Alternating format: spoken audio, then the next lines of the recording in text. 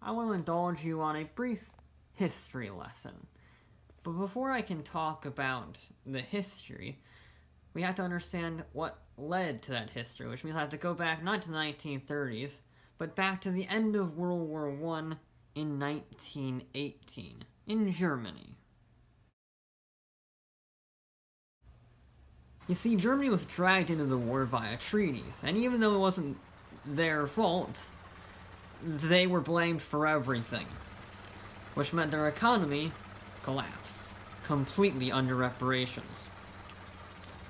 Luckily, at least at the time, in the Germans' mind, this young mustache model rose to power, became the Führer, and promised people many things to get revenge for the Treaty of Versailles, to fix poverty, to improve the country's economy, and one more thing. To give them a new car, a people's car.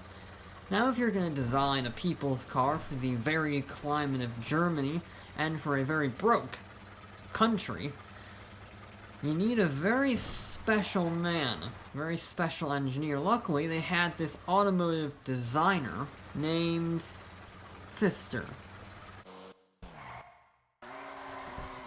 Yes, that Pfister, whose comment would go on to be one of the greatest sports cars of all time. So, when you expect a guy like Pfister to design a car, it should be reliable, rugged, fast. And well, you'd be half right.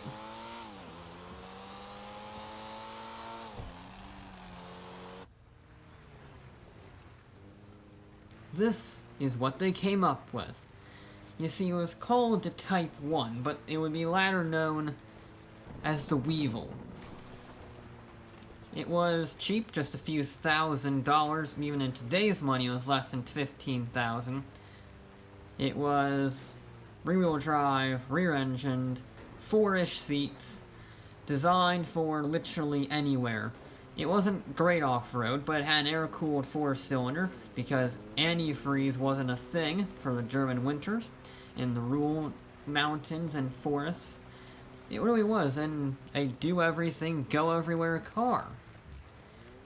Unfortunately, that was made in the late 1930s, just in time for World War II to begin, and production to transfer to the war effort, which means that only about 250 Weevils were produced before the war began, before they were shifted to military production.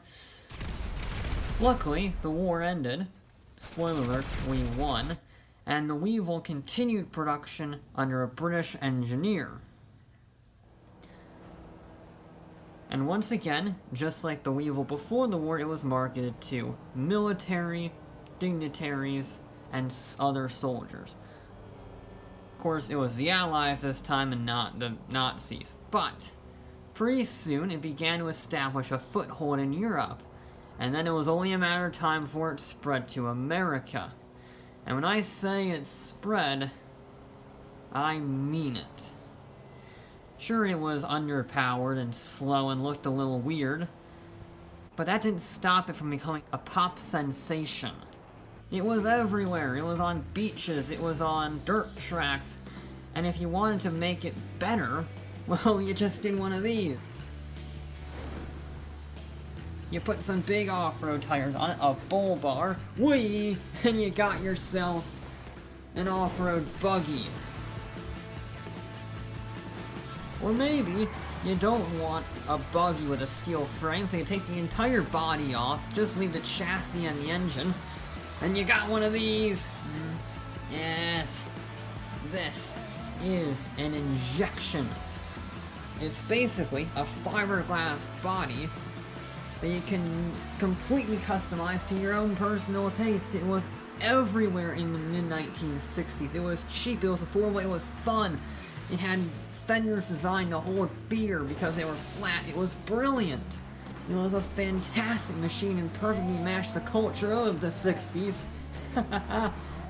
It's one of the greatest transformations of all time. You take this Nazi vehicle designed by some Germans, and you morph it into the absolute symbol of love and freedom.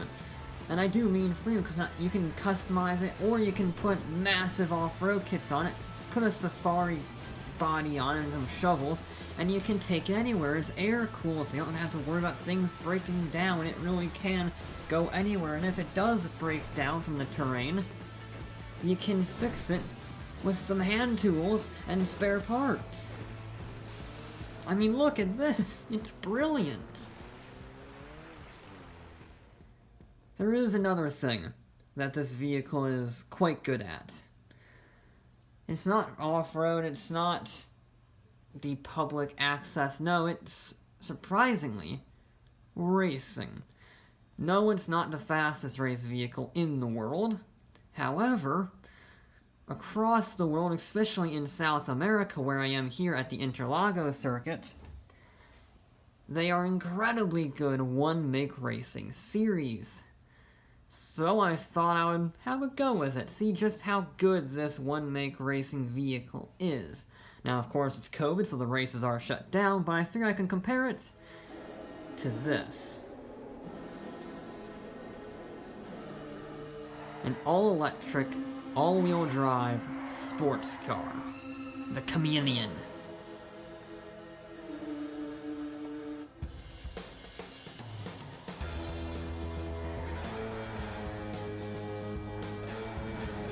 The Chameleon was very quick, and it set a daunting lap of 1 minute 19.8.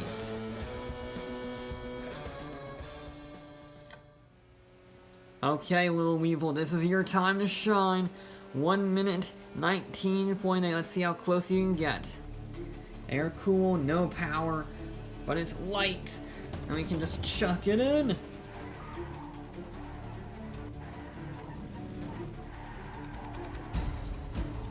Oh, the handling, it's so responsive!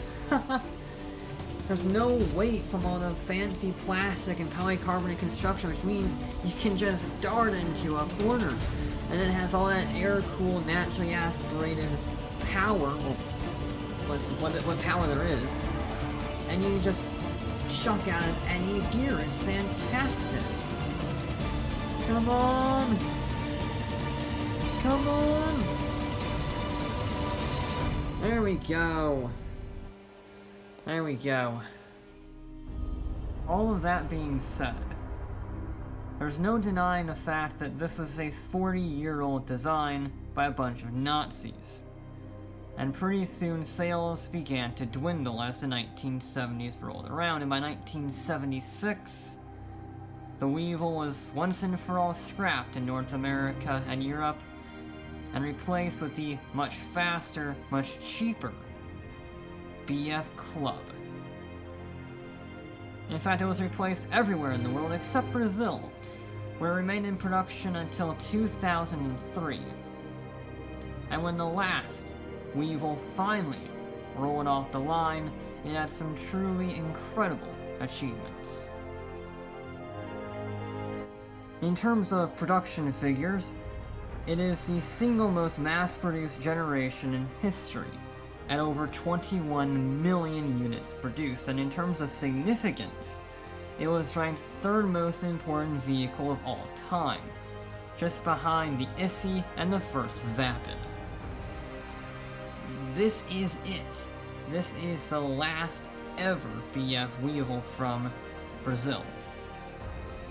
You miss it. You really do. It's the last ever Weevil. But if you love something, I guess you gotta let it go.